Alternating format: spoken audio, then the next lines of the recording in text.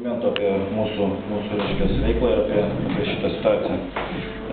Kas liečia mūsų įmonę, tai reiškias mūsų veikla yra legali ir labai lengvai kontroliuojama. Yra daug institucijų, kurios gali kontroliuoti mūsų veiklą ir reiškias iki šiol jokių pretenzijų iš nei vienos institucijos nesam turėję. Netgi taip pat iš policijos, kur yra minimas sprendime, reiškias komisariato pasiūlymas, kad apribot mūsų veiklą. Taip pat yra gyventojų nuomonė surinkti parašai, apie kiek mano žiniomis yra apie 120 parašų.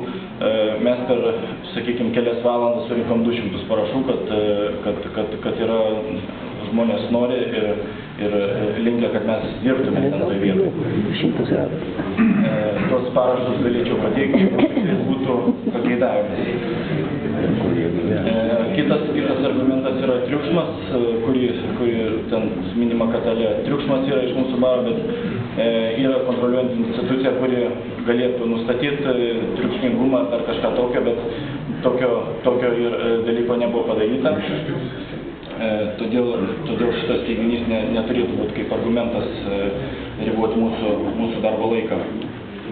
Remiantis policijos statistiką, pagal duomenis, tai tam pačiam laikotarpiui, kuris buvo praeitais metais ir dabar, kaip mes dirbame, tai pranešimų nėra padaugėję būtent iš to rajono, yra natūraliai tiek pat pranešimų ir jų tikrai nedaugiau negu kitose miesto rajonuose.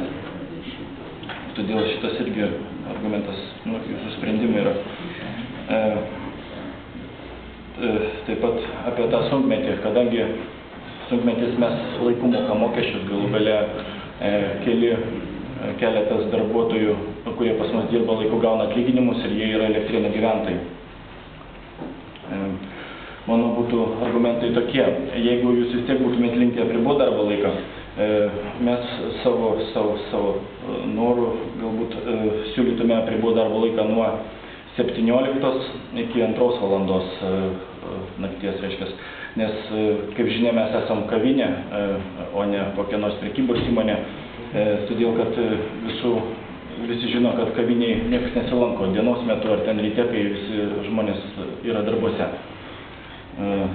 Mūsų paslaugos gali būti reikalingos tik tais vakaro metu. Štai tokie mano argumentai. Ačiū.